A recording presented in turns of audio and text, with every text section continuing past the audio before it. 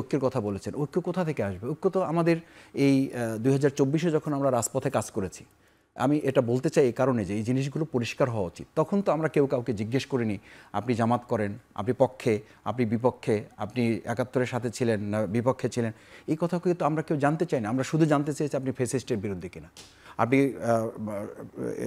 স্বৈরাচারী শেখ হাসিনার বিরুদ্ধে কিনা। This is enough. সেখানে ছাত্র, জনতা, শ্রমিক সবাই গিয়ে মিলেছে। তো ঐক্যের বিপক্ষে কাজ করি, ঐক্যের বিপক্ষে কথা বলি। আমার বক্তব্য তো কেন্দ্রীয় নেতার সাথে আমার বক্তব্যের মিল নাই। আপনি একটা দলকে ধরেন, সেই দলের কেন্দ্রীয় নেতার বক্তব্য কি? তিনি বলেন জাতীয় সরকার, তিনি বলেন জাতীয় রূপরেখা নিয়ে আমরা কাজ করব। আবার ওই দলেরই একজন বলতেছেন যে আপনি তো এই ভূমিকা পালন করেছেন, আপনাকে নিয়ে তো আমাদের কাজ করা যাবে না, আপনার তো এই সমস্যা আছে। আবার আমরা এই কথাগুলো এমনভাবে বলছি যেন আসলে আমরাই আমাদের প্রতিপক্ষ হয়ে দাঁড়াচ্ছি। স্বাভাবিকভাবেই যেটা গুজবের কথা বলছেন, অর্থ বিনিয়োগের কথা বলছেন, এই সুযোগ তো কোনো কোনো ক্ষেত্রে আমি বলবো যে আমরাই তাদেরকে করে দিচ্ছি কিনা, এই পর্যালোচনা তো আমাদের করতে হবে। এখন এগুলো আমরা নিয়ে আসতে পারছি, তার চেয়ে কিন্তু আমরা আমাদের কথাগুলো এখন তুলে ধরছি যে আমি এইটা করি নাই, উমুকে এটা করেছে, তারপরে পাকিস্তানের সহযোগী কে ছিলেন, তারপরে তো এই সাধারণ আবার নাগরিকদের থেকে কোশ্চেন উঠছে তাহলে ভারতের দালাল কে আছেন, তাদেরকেও আমাদেরকে রুখতে হবে। আমাদের এই প্রজন্মের কাছে কিন্তু এই বিভেদের কথা, আমরা যদি ঐক্যের কথা বলি, আমি বলি যে আমাদের কেন্দ্রীয় নেতৃবৃন্দ ঐক্যের কথা বলেন, কিন্তু আমাদের তৃণমূলের নেতৃবৃন্দ তো ঐক্যের বিপক্ষেই বলে। আমি তো বিপক্ষেই বলবো যে আমরা যে এখন নিরাপদ সড়কও চাই, আবার সাথে এটাও বলেন যে নিরাপদ চাঁদাবাজি করারও অধিকার চাই। এটা তো আমি মানে এটা তো কোনো এডিট করা বা এআই প্রযুক্তির ব্যাপার না। আবার কিন্তু বলেছি, এদেশের মানুষ বলে, জনগণ বলে যে আমরা একটা ভূখণ্ড পেয়েছি, একটা পতাকা পেয়েছি, একটা মানচিত্র পেয়েছি, কোনো সন্দেহ নাই। কিন্তু আমরা কি অর্থনৈতিক স্বাধীনতা পেয়েছি? আমরা কি কথা বলার স্বাধীনতা পেয়েছিলাম? যখন যে সরকার এসছে, এই সরকার কি জনগণের অধিকার আদায়ের ব্যাপারে তারা নিশ্চয়তা দিয়ে জনগণকে এই রাষ্ট্রের মালিক বানাতে পেরেছে 53 বছরে? এই 54 বছরে এসে কি আমরা এটা বলতে পারছি জনগণ রাষ্ট্রের মালিক হয়েছে? জনগণ রাষ্ট্রের যারা শাসক ছিলেন তারা কি সেবকের ভূমিকা নিতে পেরেছে?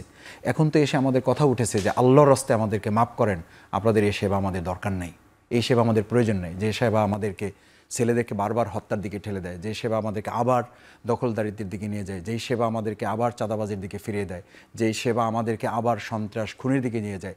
দেখেন ওই সময়েও শহীদ পরিবারগুলোর উপরে পরবর্তীতে নির্যাতন হয়েছে। আমরা তো এখনও দেখছি 2024-এ শহীদ হয়েছে, তার পরিবারের মেয়েকে লাঞ্ছিত করা হচ্ছে, তার শিলতানি হচ্ছে। আমরা তো এটা সবাই মিলেতে এটা ঐক্যবদ্ধভাবে লড়াই করতে পারছি না। তো আপনি যে ঐক্যের কথা বলেছেন, ঐক্য কোথা থেকে আসবে? ঐক্য তো আমাদের এই ২০২৪-এ যখন আমরা রাজপথে কাজ করেছি, আমি এটা বলতে চাই এই কারণে যে এই জিনিসগুলো পরিষ্কার হওয়া উচিত। তখন তো আমরা কেউ কাউকে জিজ্ঞেস করিনি আপনি জামাত করেন, আপনি পক্ষে, আপনি বিপক্ষে, আপনি ৭১-এর সাথে ছিলেন না বিপক্ষে ছিলেন, এই কথা কিন্তু আমরা কেউ জানতে চাই না। আমরা শুধু জানতে চেয়েছি আপনি ফ্যাসিস্টের বিরুদ্ধে কিনা, আপনি স্বৈরাচারী শেখ হাসিনার বিরুদ্ধে কিনা। This is enough. সেখানে ছাত্র, জনতা, শ্রমিক সবাই গিয়ে মিলেছি। আমার মাঝে মধ্যে খুব আক্ষেপ হয় যে শেখ হাসিনার বিচার কি শেষ হয়ে গেছে?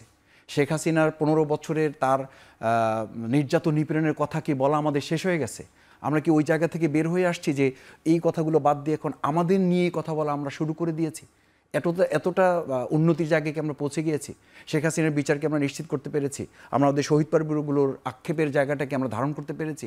আহত পঙ্গুত্ব বরণকারী, আমি আজকেও একটা প্রোগ্রাম থেকে আসলাম, এক কথায় তাদের বক্তব্য হলে যে ভাই আপনারা কি বলতেছেন আর কি করছেন এখন?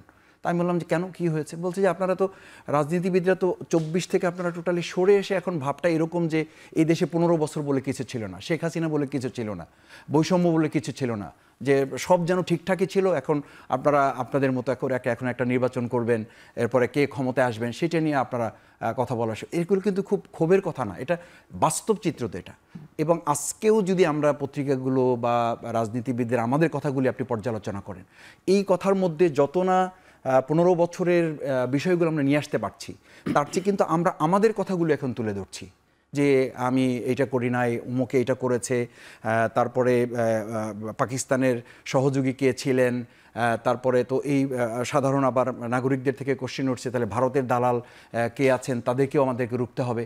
আমাদের এই প্রজন্মের কাছে কিন্তু এই বিভেদের কথা, আমরা যদি ঐক্যের কথা বলি, আমি বলি যে আমাদের কেন্দ্রীয় নেতৃবৃন্দ ঐক্যের কথা বলেন, কিন্তু আমাদের তৃণমূলের নেতৃবৃন্দ তো ঐক্যের বিপক্ষেই বলি, আমি তো বিপক্ষেই বলবো যে আমরা তো ঐক্যের বিপক্ষে কাজ করি, ঐক্যের বিপক্ষে কথা বলি। আমার বক্তব্য তো কেন্দ্রীয় নেতার সাথে আমার বক্তব্যের মিল নাই। আপনি একটা দলকে ধরেন, সেই দলের কেন্দ্রীয় নেতার বক্তব্য কি, তিনি বলেন জাতীয় সরকার, তিনি বলেন জাতীয় রূপরেখা নিয়ে আমরা কাজ করব। আবার ওই দলেরই একজন বলতেছেন যে আপনি তো এই ভূমিকা পালন করেছেন, আপনাকে নিয়ে তো আমাদের কাজ করা যাবে না, আপনার তো এই সমস্যা আছে। আবার আমরা এই কথাগুলো এমনভাবে বলছি যেন আসলে আমরাই আমাদের প্রতিপক্ষ হয়ে দাঁড়াচ্ছি। স্বাভাবিকভাবেই যেটা গুজবের কথা বলছেন, অর্থ বিনিয়োগের কথা বলছেন, এই সুযোগ তো কোনো কোনো ক্ষেত্রে আমি বলবো যে আমরাই তাদেরকে করে দিচ্ছি কিনা, এই পর্যালোচনা তো আমাদের করতে হবে এখন। যে আমরা যখন ফ্যাসিস্টের বিরুদ্ধে কথা বলার পরিবর্তে, তাদের বিচারের কথা বলার পরিবর্তে সংস্কারের কোশ্চেন যখন আসে, আমরা কি বলি, সংস্কার নিয়ে আলোচনা হয়েছে, আমি যদি 5টা পয়েন্ট জানতে চাই, আমার কাছে জিজ্ঞেস করি, আমি আশরাফ ভাইকেও বা আসাদ ভাইকেও আমি জিজ্ঞেস করবো না, আমি আমাকেই জিজ্ঞেস করি যে 5ই আগস্ট পরবর্তীতে বাংলাদেশে এমন কি সংস্কার হয়েছে যে সংস্কারের উপরে ভিত্তি করে একটা সুষ্ঠু গ্রহণযোগ্য অংশগ্রহণমূলক নির্বাচনের প্রত্যাশা আমি এই সরকারের কাছে বা আমরা আমাদের রাজনীতিবিদদের মধ্যে আমরা করতে পারি, যেখানে একটা আইনজীবীদের মানে নির্বাচন আমরা সুষ্ঠুভাবে করতে পারতেছি না, সেখানে নমিনেশন পেপার সাবমিট করতে দেওয়া হচ্ছে না, আইনজীবীদের মতো একটা সফিস্টিকেটেড প্ল্যাটফর্মে আইনজীবীদেরকে বলা হয়েছে যে আপনারা এখানে আসতে পারবে না, ভোট দেওয়ার দরকার নেই, এটা আমরা করে নেব। থানায় যদি বলা হয় যে গ্রেপ্তার করতে হলে আমাদেরকে জিজ্ঞেস করে করবেন, না হলে থানা ঘেরাও করা হবে।